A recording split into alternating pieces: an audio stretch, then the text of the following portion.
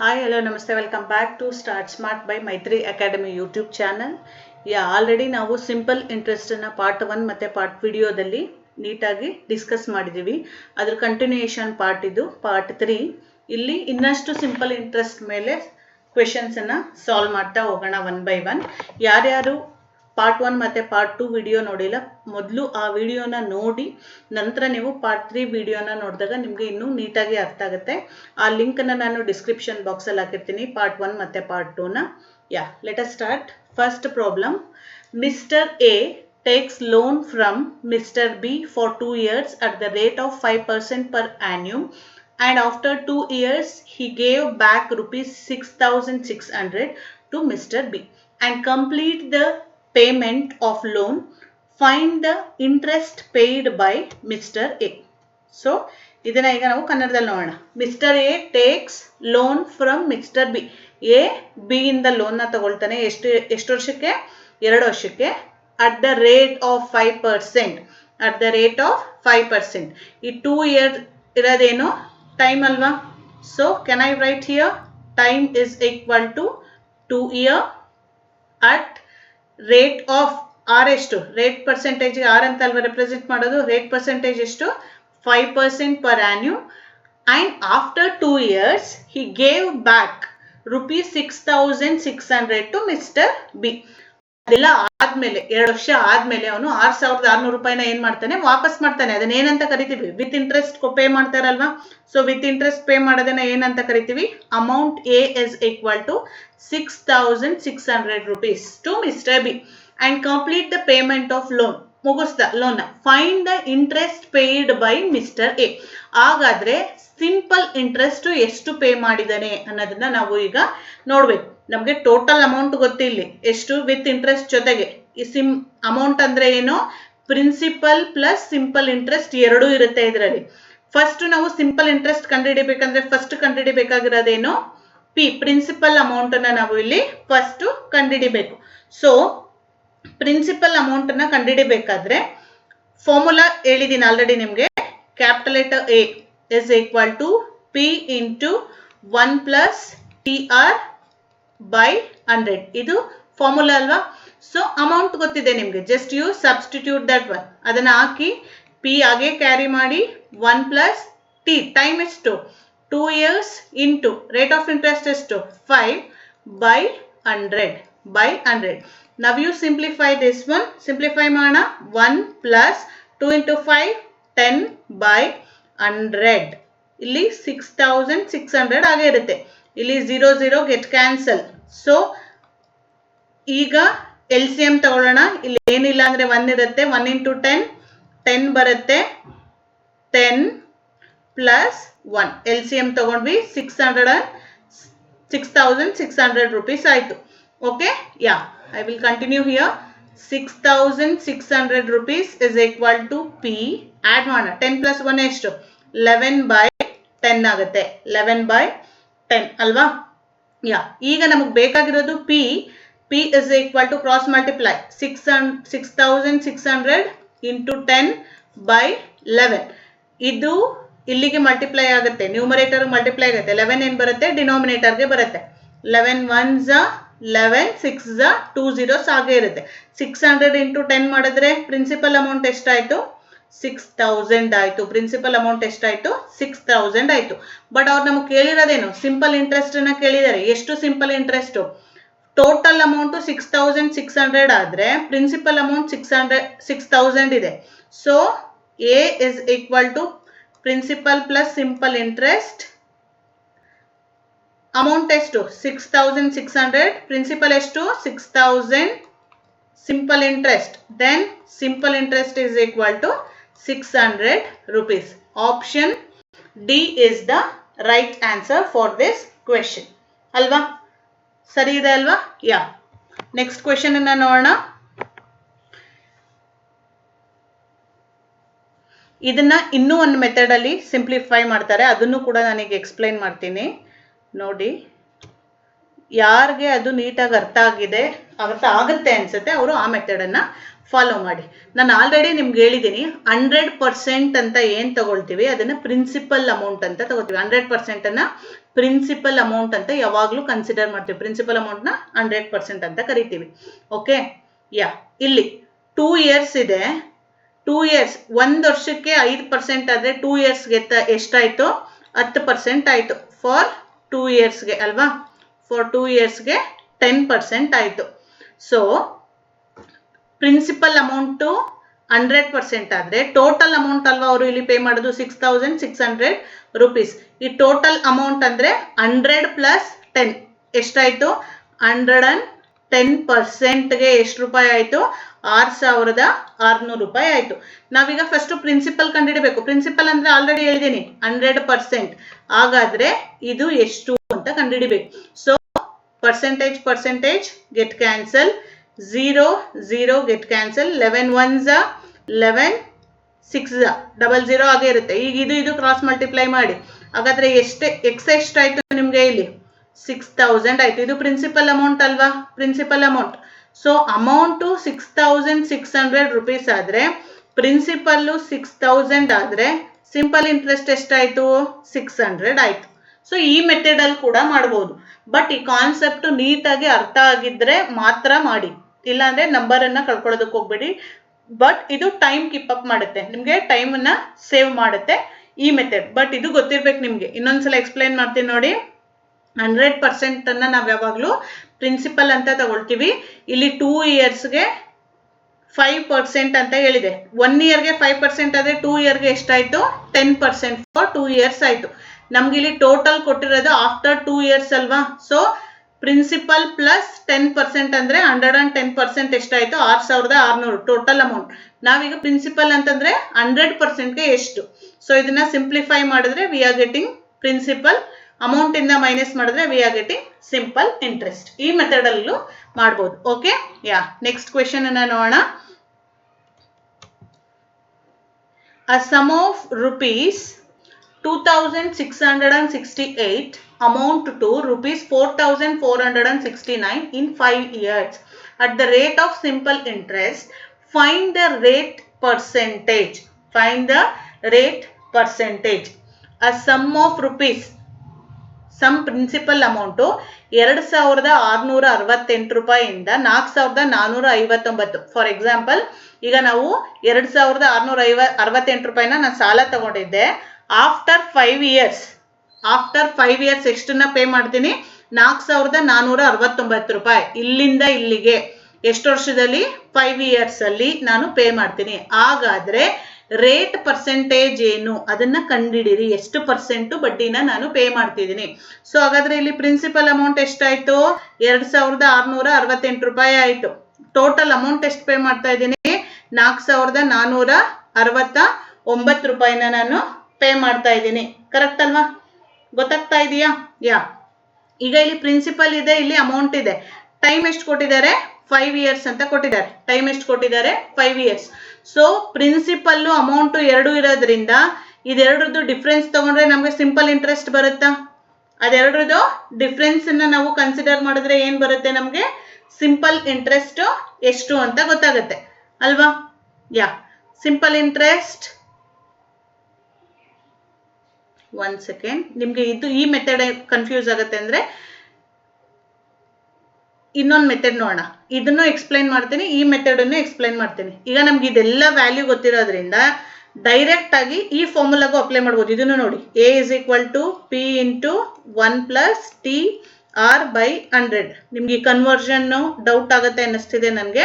So ಅದಕ್ಕೆ A ಗೊತ್ತಿದೆ, P ಗೊತ್ತಿದೆ, T ಗೊತ್ತಿದೆ, ನಾವು ಕಂಡುಹಿಡಬೇಕಾಗಿರೋದು R. ಸೊ ಅದನ್ನೇ ಡೈರೆಕ್ಟ್ ಆಗಿ ಯೂಸ್ ಮಾಡ್ಬಿಡೋಣ. 4469 rupees is equal to 2668. 1 plus time ಎಷ್ಟು? 5 ಇಯರ್ಸ್. ರೇಟ್ ಆಫ್ ಇಂಟ್ರೆಸ್ಟ್ ಗೊತ್ತಿಲ್ಲ, ಅದನ್ನ ಹಾಗೆ ಬರೀರಿ, ಅದನ್ನೇ ಕಂಡುಹಿಡಬೇಕಾಗಿರೋದು ನಾವು. Yeah, now we need to simplify. ಈಗ ಇದನ್ನ ನಾವು ಸಿಂಪ್ಲಿಫೈ ಮಾಡಬೇಕು. ಸೊ ಹೇಗೆ ಸಿಂಪ್ಲಿಫೈ ಮಾಡ್ತೀರಾ? 2668 ರೂಪೀಸ್ ಆಗೇ ಇರುತ್ತೆ. LCM ತಗೊಳ್ತೀರಾ, 100 + 5R by 100 ಅಲ್ವಾ? 4469. ಯಾ, ಈಗ ಈ 100 ಅನ್ನ ಇಲ್ಲಿ ಕ್ರಾಸ್ ಮಲ್ಟಿಪ್ಲೈ ಮಾಡಿ. 446,900 is equal to, now you multiply this one, 266800 plus 5 into 2668 na multiply ಮಾಡಿದ್ರೆ we are getting 13,340 rupees ಬರುತ್ತೆ into r ಬರುತ್ತೆ. ಯಾ, ಈಗ ಇದನ್ನ ಸಿಂಪ್ಲಿಫೈ ಮಾಡೋಣ. ನಮಗೆ ಬೇಕಾಗಿರೋದೇನೋ r ಮಾತ್ರ ಬೇಕು. ಇದನ್ನ ಇಲ್ಲಿಂದ ಸಬ್ಸ್ಟ್ರಾಕ್ಟ್ ಮಾಡಿ, ಸಬ್ಸ್ಟ್ರಾಕ್ಟ್ ಮಾಡಿದ್ರೆ what we are getting here, subtract ಮಾಡಿ 446,900 266800 ಸಬ್ಸ್ಟ್ರಾಕ್ಟ್ ಮಾಡಿದ್ರೆ 0010 ಬಾರೋ ಮಾಡಿದ್ರೆ 20 ಅಲ್ವಾ? ಯಾ, ಡಿವೈಡೆಡ್ ಬೈ ಈ ನಂಬರ್ ಅನ್ನ ಬರ್ಕೊಳ್ಳಿ 13340 00 ಗೆಟ್ ಕ್ಯಾನ್ಸಲ್. ಇದನ್ನ ನೀವು ಡಿವೈಡ್ ಮಾಡಿದ್ರೆ you are getting 15%. So answer is C. Option C is the right answer for this question. Okay. Yeah. Next question. Find the difference in the total amount and principal of rupees 4,000 at the rate of 5% per annum in 4 years. In 4 years. ನಾವು ಏನನ್ನ ಕಂಡುಹಿಡಿಬೇಕು ಇಲ್ಲಿ? Find the difference in the total amount and principal. Total amount A ಮತ್ತೆ P ಗೆ ಇರೋ difference ಅನ್ನ ನಾವು ಇಲ್ಲಿ ಕಂಡುಹಿಡಿಯಬೇಕು. ಪ್ರಿನ್ಸಿಪಲ್ ಆಫ್ rupees 4,000, ಪ್ರಿನ್ಸಿಪಲ್ ಎಷ್ಟು? 4,000. ರೇಟ್ ಆಫ್ ಇಂಟ್ರೆಸ್ಟ್ ಎಷ್ಟು? ಆರ್ ಎಷ್ಟು ಕೊಟ್ಟಿದ್ದಾರೆ? 5% ಪರ್ ಆನ್ಯೂಮ್ ಕೊಟ್ಟಿದ್ದಾರೆ. ಟೈಮು 4 ಕೊಟ್ಟಿದ್ದಾರೆ. ಸೊ ನಾನು ಡಿಫರೆನ್ಸ್ ಅನ್ನ ಕಂಡುಹಿಡಿಬೇಕು. We need to find out A minus P ಕಂಡುಹಿಡಿಬೇಕು. ಪಿ ಗೊತ್ತಿದೆ, ಎ ಗೊತ್ತಿಲ್ಲ. ಫಸ್ಟ್ ಏನ್ ಕಂಡುಹಿಡ್ಕೋಬೇಕು? ನಾನು ಅಮೌಂಟ್ ಎಷ್ಟು ಅನ್ನೋದನ್ನ ಇಲ್ಲಿ ನಾನು ಫಸ್ಟ್ ಕಂಡುಹಿಡ್ಕೋಬೇಕು. ಸೊ ಫಾರ್ಮುಲಾ ಗೊತ್ತಿದೆ. Just you substitute all the values in this formula directly. Yeah, what is P here? 4,000. 1 plus what is t here? 5 into 4 by 100. Right? 4,000. Yeah, take a LCM now. LCM ತಗೊಂಡ್ರೆ denominator ಅಲ್ಲಿ 100, ಇಲ್ಲಿ ಏನಿಲ್ಲ ಅಂದ್ರೆ 1 ಇರುತ್ತೆ. 1 into 1 divided by 100 ಅಂದ್ರೆ 100. 100 into 1 ಅಂದ್ರೆ 100 plus 5 4s are 20. Yeah. So can I cancel here? 0 0 0 0 get cancel. 40. 100 plus 20 ಅಂದ್ರೆ 120. Yeah. ಈಗ ಇದೆರಡನ್ನು ಮಲ್ಟಿಪ್ಲೈ ಮಾಡಿ ಎಷ್ಟು ಬರುತ್ತೆ ನಿಮಗೆ? 4,800. ಇದು ಅಮೌಂಟ್ ಆಯ್ತಲ್ವಾ? 4,800. 2 zeros ನ ಹಾಗೆ ಕ್ಯಾರಿ ಮಾಡಿ. ಇಲ್ಲೊಂದು 0 ಇಲ್ಲೊಂದು 0. 12 4s are 48. ಸೊ ಅಮೌಂಟ್ ಎಷ್ಟಾಯ್ತು? 4,800. ಅವ್ರು ಕೇಳಿರೋದು ನಮಗೆ ಡಿಫ್ರೆನ್ಸು, ಅಮೌಂಟ್ ಮತ್ತೆ ಪ್ರಿನ್ಸಿಪಲ್ ನಡುವೆ ಇರುವಂತ ಡಿಫ್ರೆನ್ಸು. ಪ್ರಿನ್ಸಿಪಲ್ 4,000 ಇದೆ, ಅಮೌಂಟ್ 4,800 ಇದೆ. ಹಾಗಾದ್ರೆ ಅದೆರಡರದ್ದು ಡಿಫ್ರೆನ್ಸ್ ಎಷ್ಟಾಯ್ತು? 800 ಆಯ್ತು. Option C is the right answer. ಅದಕ್ಕೆ ಅವನು ಏನ್ ಕ್ವೆಶನ್ ಕೇಳಿದಾನೆ ಅದನ್ನ ಪ್ರಾಪರ್ ಆಗಿ ನೋಡ್ಬೇಕು. Find the difference in the total amount and principal ಅಂತ ಕೇಳಿದಾನೆ. ಸೊ ಪ್ರಿನ್ಸಿಪಲ್ ಕೊಟ್ಟಿದ್ದಾನೆ, ಅಮೌಂಟ್ ನ ಕಂಡುಹಿಡ್ಕೊಂಡು ಅದೆರಡು ಡಿಫರೆನ್ಸ್ ನೋಡಿದ್ರೆ ನಮ್ಗೆ ಆನ್ಸರ್ ಏನ್ ಬರುತ್ತೆ ಈ ಕ್ವೆಶನ್ಗೆ? 800. Okay. Yeah, next question. A man took a loan from a bank at the rate of 12% per annum at simple interest. After 3 years, he had to pay 5,400 as interest. The principal amount borrowed by him was. Principal amount ಎಷ್ಟು ಅನ್ನೋದನ್ನ ನಾವು ಕಂಡುಹಿಡಿಯಬೇಕು. After 3 years, time 3 years ಅಂತ ಕೊಟ್ಟಿದ್ದಾನೆ. Rate of interest 12% ಅಂತ ಕೊಟ್ಟಿದ್ದಾನೆ. Right? Rate of interest ಎಷ್ಟು ಕೊಟ್ಟಿದ್ದಾನೆ? 12% ಅಂತ ಕೊಟ್ಟಿದ್ದಾನೆ. ಸೊ ಇನ್ನೇನ ಕೊಟ್ಟಿದ್ದಾನೆ ಅವನು ಡೀಟೇಲ್ ಅನ್ನ? he had to pay 5,400 as interest. So simple interest ಅನ್ನ ಕೊಟ್ಟಿದ್ದಾನೆ. ಎಷ್ಟು ಕೊಟ್ಟಿದ್ದಾನೆ? 5,400 ರೂಪಾಯಿಯನ್ನ ಕೊಟ್ಟಿದ್ದಾನೆ. ಸೊ ಹಾಗಾದ್ರೆ ಇದಿಷ್ಟು ನೋಡಿದ್ರೆ ನಿಮಗೆ ನೀಟಾಗಿ ಗೊತ್ತಾಗ್ತಾ ಇದೆ. ಡೈರೆಕ್ಟ್ ಫಾರ್ಮುಲಾ ಗೊತ್ತಿದೆ. Just you substitute in this formula. ಈ ಫಾರ್ಮುಲಾ ಗೊತ್ತಿದೆ. ಸಿಂಪಲ್ ಇಂಟ್ರೆಸ್ಟ್ ಎಷ್ಟು? 5,400. ಪಿ ಗೊತ್ತಿಲ್ಲ, we need to find out that one. T ಎಷ್ಟು? 3. ರೇಟ್ ಆಫ್ ಇಂಟ್ರೆಸ್ಟ್ ಎಷ್ಟು? 12/100. 12/100. ಯಾ, ಈಗ ಸಿಂಪ್ಲಿಫೈ ಮಾಡ್ತಾ ಹೋಗೋಣ. 2 6s are 2 50s. ಈಗ ಡೈರೆಕ್ಟ್ ಆಗಿ ಮಾಡೋಣ. Okay, 2 3s 2 25s, right? ಸರಿ ಇದೆ ಅಲ್ವಾ? Yes. What's the remaining thing then? ಈಗ ಕ್ರಾಸ್ ಮಲ್ಟಿಪ್ಲೈ ಮಾಡ ಉಳ್ಕೊಂಡಿದ್ನ 25ನ ಇಲ್ಲಿ ಕ್ರಾಸ್ ಮಲ್ಟಿಪ್ಲೈ. ಪಿ ಬೇಕು, ಪಿ ಅಲ್ಲೇ ಇರುತ್ತೆ.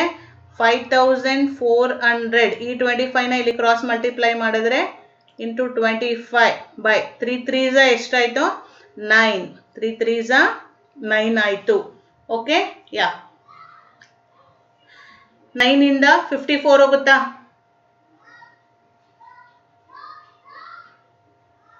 9 6s 54 ಅಲ್ವಾ? 9 6s 54. ಎಷ್ಟಾಯ್ತಿದು? 600. ಈ 2 0 ಆಗೇ ಇರುತ್ತೆ. 9 1s 9 6s 54. 600 ಇಂಟು 25 ಮಾಡಿದ್ರೆ ಎಷ್ಟು ಬರುತ್ತೆ? ಈ 2 0 ಹಾಗೆ ಇಟ್ಕೊಳ್ಳಿ. 25 ಇಂಟು 6 ಮಾಡಿದ್ರೆ ಎಷ್ಟಾಯ್ತು? 150 ಅಲ್ವಾ? ಸೊ ಎಷ್ಟಾಯ್ತು ಇಲ್ಲಿಗೆ ನಿಮಗೆ? 15,000. ಪ್ರಿನ್ಸಿಪಲ್ ಅಮೌಂಟ್ ಎಷ್ಟಾಯ್ತು? 15,000 ಪ್ರಿನ್ಸಿಪಲ್ ಅಮೌಂಟ್ ಆಯ್ತು. ಹಾಗಾದ್ರೆ ಯಾವ ಆಪ್ಷನ್ ಸರಿ? Option A is the right answer. ಅವ್ರು ಕೇಳಿರೋದು ನಮಗೆ ಪ್ರಿನ್ಸಿಪಲ್ ಅಮೌಂಟ್ ಅನ್ನೇ ಕೇಳಿರೋದು. ಸೊ ಫಾರ್ಮುಲಾಗೆ ಸಬ್ಸ್ಟಿಟ್ಯೂಟ್ ಮಾಡಿ ಪ್ರಿನ್ಸಿಪಲ್ ಅಮೌಂಟ್ ಅನ್ನು ನಾವಿಲ್ಲಿ ಕ್ಯಾಲ್ಕುಲೇಟ್ ಮಾಡಿದ್ದೀವಿ. Okay, yeah. Next question. An amount of rupees 6,500 at simple quarterly interest of 8% will yield how much in 2.5 years? How much in 2.5 years? So 6,500 amount, ಅದು amount ಕೊಟ್ಟಿದ್ದಾನಲ್ವಾ principal amount. So ಕೊಟ್ಟಿರೋ details ಬರ್ಕೋಣ. Principal amount ಎಷ್ಟು? 6,500 ರೂಪಾಯಿ principal amount. Rate of interest ಎಷ್ಟು ಕೊಟ್ಟಿದ್ದಾನೆ? 2.5 years. How much in 2.5 years ಅಂತ ಕೊಟ್ಟಿದ್ದಾನೆ. ಮೀನ್ಸ್ ಟೈಮ್ ಕೊಟ್ಟಿದ್ದಾನೆ 2.5 years ಅಲ್ವಾ? ಯಾ. ರೇಟ್ ಆಫ್ ಇಂಟ್ರೆಸ್ಟ್ ಎಷ್ಟು ಕೊಟ್ಟಿದ್ದಾನೆ? 8. Rate of interest R is equal to 8. 2.5 ಅಂದರೆ 2.5. ನಿಮ್ಗೆ ಇದು ಡೌಟ್ ಆಗುತ್ತೆ ಅಂದರೆ can I write this one 25/10 ಆಗ ಕೂಡ ಬರ್ಕೋಬಹುದು. ನಿಮಗೆ ಸಿಂಪ್ಲಿಫೈ ಮಾಡೋದಕ್ಕೆ ಈಸಿ ಆಗುತ್ತೆ. 25/10 ಅಂತ ಬರ್ಕೊಂಡ್ರೆ ರೇಟ್ ಆಫ್ ಇಂಟ್ರೆಸ್ಟ್ ಆಯಿತು. ನಾವು ಕಂಡುಹಿಡಿಬೇಕಾಗಿರೋದೇನು? Simple interest. ಇಂಟ್ರೆಸ್ಟ್ ಎಷ್ಟು ಬರುತ್ತೆ ಅಂತ ಕಂಡುಹಿಡಿಬೇಕಿಲ್ಲಿ. ಸೊ ಸಿಂಪಲ್ ಇಂಟ್ರೆಸ್ಟ್ ಅನ್ನ ಕಂಡುಹಿಡಿಬೇಕು. ಫಾರ್ಮುಲಾ ಗೊತ್ತಿದೆ, ಡೈರೆಕ್ಟ್ ಆಗಿ ಫಾರ್ಮುಲಾಗೆ ಸಬ್ಸ್ಟಿಟ್ಯೂಟ್ ಮಾಡಿ. PTR/100. Yeah. Principal amount 6,500 time 25/10. Rate of interest 8/100. So ಈ 2 0 ಕ್ಯಾನ್ಸಲ್ ಆಗುತ್ತೆ. ಯಾ. ನೆಕ್ಸ್ಟ್ ಇನ್ನೇನು ಉಳ್ಕೊಳ್ಳುತ್ತೆ ಇಲ್ಲಿ? 2 4s 2 5s 10. 5 1s 5 5s 65 into 5 4s ಎಷ್ಟು? 20. ಸೊ 65 ಇಂಟು 20 ಅಂದರೆ 1,300.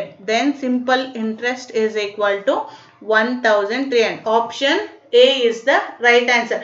ಏನೇನು ಡೀಟೇಲ್ಸ್ ಕೊಟ್ಟಿದ್ದಾರೆ ಅದನ್ನ ನೀಟಾಗಿ ನೋಡ್ಬೇಕು. ನೀವು ನೀಟಾಗಿ ನೋಡಿದಾಗ ನೀವೇನು ಕಂಡುಹಿಡಿಬೇಕು ಅನ್ನೋದು ಪ್ರಾಪರ್ ಆಗಿ ಗೊತ್ತಾಗುತ್ತೆ ನಿಮಗೆ.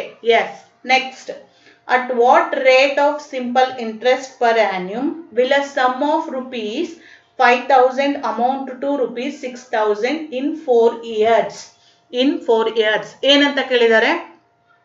ಎಷ್ಟು ರೇಟ್ ಆಫ್ ಇಂಟ್ರೆಸ್ಟ್ ಅಲ್ಲಿ ಸಮ್ ಆಫ್ ಅಮೌಂಟ್. ಈಗ 5,000 ನಾನು ಇಸ್ಕೊಂಡಿದ್ದೆ, ಅದು 4 ವರ್ಷ ಆದ್ಮೇಲೆ ನಾನು 6,000ನ ಅವ್ರಿಗೆ ವಾಪಸ್ ಕೊಡ್ತೀನಿ. ಹಾಗಾದ್ರೆ ಎಷ್ಟು ಪರ್ಸೆಂಟೇಜ್ ಬಡ್ಡಿಯಲ್ಲಿ ನಾನು ಅವ್ರ ಹತ್ರ ಸಾಲನ ತಗೊಂಡಿದ್ದೆ ಅಂತ ಇದೆ. ಆಯ್ತಾ? Question. At what rate of simple interest. ನಾವು ಕಂಡುಹಿಡಿಬೇಕಾಗಿರೋದು ಇಲ್ಲಿ ಆರ್. ಆರ್ ವ್ಯಾಲ್ಯೂ ಏನ್ ಬರುತ್ತೆ ಅಂತ ಕಂಡುಹಿಡಿಬೇಕು. ಸೊ ಆರ್ ವ್ಯಾಲ್ಯೂ ಕಂಡುಹಿಡಿಬೇಕು. ಅಮೌಂಟ್ ಎಷ್ಟು? ನೀನು ಪ್ರಿನ್ಸಿಪಲ್ ಅಮೌಂಟ್ ಎಷ್ಟು ನೀವು ಇಸ್ಕೊಂಡಿರೋದು? 5,000 ಇಸ್ಕೊಂಡಿದ್ದೀರಾ. ಟೋಟಲ್ ಅಮೌಂಟ್ ಎಷ್ಟು ರಿಟರ್ನ್ ಮಾಡಿದ್ರಿ? 6,000ನ ರಿಟರ್ನ್ ಮಾಡಿದ್ದೀನಿ. ಪ್ರಿನ್ಸಿಪಲ್ ಅಮೌಂಟ್ ಇದೆ, ಅಮೌಂಟ್ ಇದೆ. ಸೊ ಸಿಂಪಲ್ ಇಂಟ್ರೆಸ್ಟ್ ಏನು? ಇದೆರಡು ಡಿಫ್ರೆನ್ಸ್ ಅಲ್ವಾ? ಸೊ ಎಷ್ಟಾಯ್ತು? 1,000 ಸಿಂಪಲ್ ಇಂಟ್ರೆಸ್ಟ್ ಆಯ್ತು. ಟೈಮ್ ಎಷ್ಟು ಕೊಟ್ಟಿದ್ದಾರೆ? 4 years ಕೊಟ್ಟಿದ್ದಾರೆ.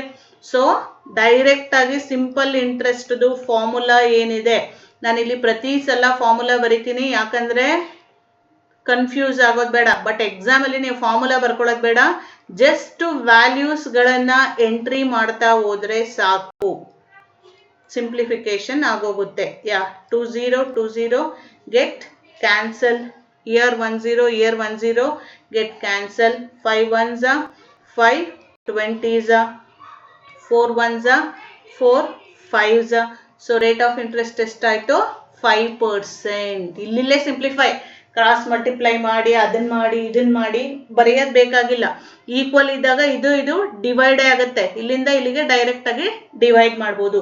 ಸೊ ಆನ್ಸರ್ ಎಷ್ಟು ಬಂತು ನಿಮಗೆ 5% ರೇಟ್ ಆಫ್ ಇಂಟ್ರೆಸ್ಟ್ ಅಲ್ಲಿ ನಾವು ದುಡ್ಡನ್ನ ಇಸ್ಕೊಂಡಿದ್ವಿ ಅನ್ನೋದು ಆನ್ಸರ್ ಬರುತ್ತೆ. Okay, next question. The sum of ₹550 amount to ₹946 in 9 years. ಈ ಒಂದು ಅಮೌಂಟ್ ಇಂದ 2 ಇನ್ನೊಂದು ಅಮೌಂಟ್ ಅಂದ್ರೆ ಒಂದು ಪ್ರಿನ್ಸಿಪಲ್ ಅಮೌಂಟ್ ಆಗಿರುತ್ತೆ, ಇನ್ನೊಂದು ಟೋಟಲ್ ಅಮೌಂಟ್ ಏನಿರುತ್ತೆ ಅದಾಗಿರುತ್ತೆ, ಅದು ಗೊತ್ತಿರ್ಬೇಕು ನಿಮ್ಗೆ. In 9 years with simple interest, what is the rate of interest per percent per annum, interest percent per annum. So ಇಲ್ಲೂ ಕೂಡ ನಾನು ಪ್ರೀವಿಯಸ್ ಪ್ರಾಬ್ಲಮ್ ಅಲ್ಲೇ ಹೇಳ್ದಂಗೆ ರೇಟ್ ಆಫ್ ಇಂಟ್ರೆಸ್ಟ್ ನ ಕಂಡುಹಿಡಿಬೇಕು, ಕಂಡುಹಿಡಿಬೇಕು. ಅಮೌಂಟ್ ಎಷ್ಟರಪ್ಪ, ಹೈಯೆಸ್ಟ್ ಯಾವ್ದಿದೆ ಅದಲ್ಲೂ ಅಮೌಂಟು ₹946. ಪ್ರಿನ್ಸಿಪಲ್ ಅಮೌಂಟ್ ಎಷ್ಟು, ₹5,500.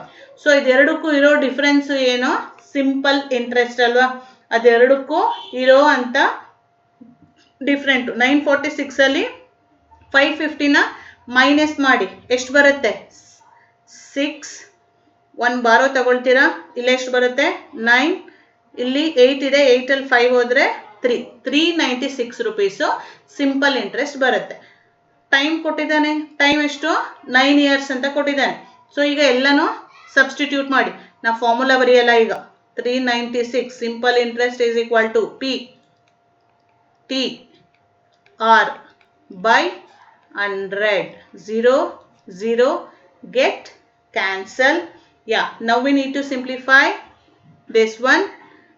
Can I write rate of interest ಬೇಕು, R equal to 396 into 10. ಈ 10 ಈ ಕಡೆ ಕ್ರಾಸ್ ಮಲ್ಟಿಪ್ಲೈ ಮಾಡಿ ರಿಮೈನಿಂಗ್ ಇರೋದನ್ನ ಕೆಳಗಡೆ ಬರೀರಿ, by 9. ಓಕೆ, ನೆಕ್ಸ್ಟ್ ಇನ್ನೇನು ಉಳ್ಕೊಂಡಿದೆ ನಿಮಗೆ, ಇನ್ನೇನಿಲ್ಲ ಅಲ್ವಾ, 55 ಇದೆ. ಸೊ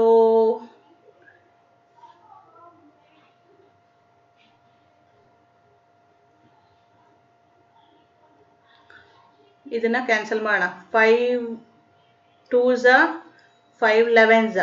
ಸೊ 11 1s 11 3s 33, 6 ಉಳ್ಕೊಳ್ಳುತ್ತೆ 66, 11 6 66 ಆಯಿತು. ಸೊ 36 11s 396 ಆಯಿತು. ಸೊ ಉಳ್ಕೊಂಡಿರೋದೇನು, ಇಲ್ಲಿ 36 ಇದೆ, ಇಲ್ಲಿ 9 ಇದೆ. ಈಗ ಕ್ಯಾನ್ಸಲ್ ಮಾಡಿ, 9 1s 9 4s 36 ಅಲ್ವಾ. ಸೊ 4 into 2 ಮಾಡಿದ್ರೆ ಎಷ್ಟಾಯಿತು 8. ಎಲ್ಲ ಅಲ್ಲೇ ಕ್ಯಾನ್ಸಲ್ ಆಗೋ ಥರನೇ ಕೊಟ್ಟಿರ್ತಾನೆ, ನಾವು ನಿಧಾನಕ್ಕೆ ನೋಡ್ಬೇಕಷ್ಟೆ ಯಾವುದು ಕ್ಯಾನ್ಸಲ್ ಆಗುತ್ತೆ ಏನು ಅಂತ ಪ್ರಾಪರ್ ಆಗಿ ಚೆಕ್ ಮಾಡ್ಕೋಬೇಕು. ಸೊ ರೇಟ್ ಆಫ್ ಇಂಟ್ರೆಸ್ಟ್ ಎಷ್ಟು, ರೇಟ್ ಆಫ್ ಇಂಟ್ರೆಸ್ಟ್ ಅಲ್ಲಿ ನಾವು ಅಮೌಂಟನ್ನು ಇಸ್ಕೊಂಡಿದ್ವಿ, 8% ರೇಟ್ ಆಫ್ ಇಂಟ್ರೆಸ್ಟ್ ಅಲ್ಲಿ ನಾವು ಅಮೌಂಟನ್ನು ಇಸ್ಕೊಂಡಿದ್ವಿ. ಓಕೆ, ಈ ವಿಡಿಯೋ ನಿಮಗೆ ಅರ್ಥ ಆಗಿದೆ ಅಂತ ಹೇಳಿದ್ರೆ ನಿಮ್ಮ ಫ್ರೆಂಡ್ಸ್ ಮತ್ತು ಫ್ಯಾಮಿಲಿ ಜೊತೆಗೆ ಶೇರ್ ಮಾಡಿ. ಯಾರ್ಯಾರು PGCET ಎಕ್ಸಾಮ್ ತಗೊಳ್ತಿದ್ದಾರೆ, RRB NTPC ಕಾಲ್ ಆಗಿದೆ, ಗ್ರೂಪ್ ಡಿ ಎಕ್ಸಾಮ್ ಕಾಲ್ ಆಗಿದೆ. ಸೊ ನೆಕ್ಸ್ಟ್ ಕಾಲ್ ಆಗೋ ಬ್ಯಾಂಕಿಂಗ್ ಎಕ್ಸಾಮ್ಸ್ಗಳೆಲ್ಲ ಇದೆ. ಸೊ ಅದಕ್ಕೆಲ್ಲ ಈ ಟಾಪಿಕ್ಸು ತುಂಬ ಯೂಸ್ ಆಗುತ್ತೆ. ಸೊ ಅದಕ್ಕೋಸ್ಕರ ನಿಮ್ಗೆ ಅರ್ಥ ಆಗಿದೆ ಅಂತಂದರೆ ನಿಮ್ಮ ಫ್ರೆಂಡ್ಸ್ಗೂ ಕೂಡ ಇದರಿಂದ ಯೂಸ್ ಆಗಲಿ. ಸೊ ನಿಮಗೆ ಈ ವಿಡಿಯೋ ಇಷ್ಟ ಆಗಿದೆ ಅಂದರೆ ನನ್ನ ಚಾನಲ್ನ ಇನ್ನೂ ಸಬ್ಸ್ಕ್ರೈಬ್ ಮಾಡಿಲ್ಲ ಅಂದರೆ ಪ್ಲೀಸ್ ಸಬ್ಸ್ಕ್ರೈಬ್ ಮಾಡಿ, ಪಕ್ಕದಲ್ಲೇ ಇರೋ ಬೆಲ್ ಐಕಾನನ್ನು ಪ್ರೆಸ್ ಮಾಡಿ. Thank you for your cooperation.